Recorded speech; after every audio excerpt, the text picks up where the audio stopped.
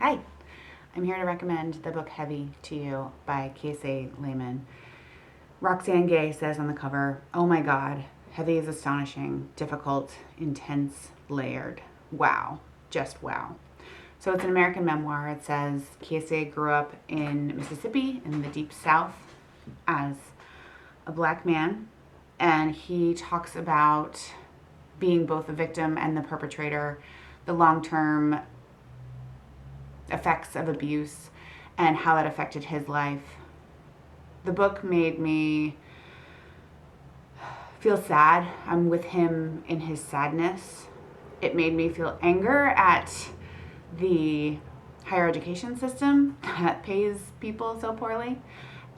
After all, it takes to get where he got, and the really bad situations he finds himself in that make him feel like an outsider even when he has worked so hard to be accepted by the educational structures of our country.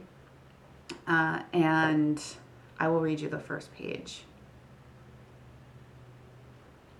Bin. I did not want to write to you. I wanted to write a lie.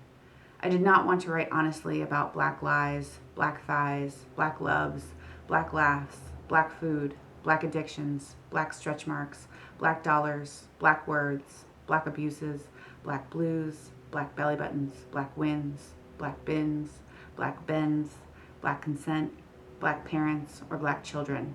I did not want to write about us. I wanted to write an American memoir. I wanted to write a lie. I wanted to do that old black work of pandering and lying to folk who pay us to pander and lie to them every day. I wanted to write about our family's deep relationships to simple carbohydrates, deep fried meats, and high fructose corn syrup. I wanted the book to begin with my weighing 319 pounds and end with my weighing 165 pounds. I wanted to pepper the book with acerbic warnings to us fat black folk in the deep South and saccharine sentimental exhortations from Grandmama. I did not want you to laugh. I wanted to write a lie.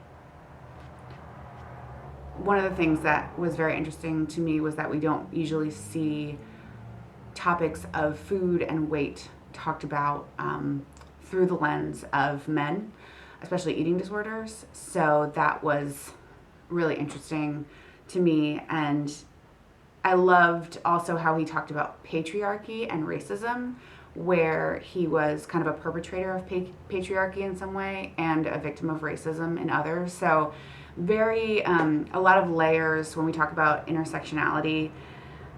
There's so many levels here that I really appreciated him going into. And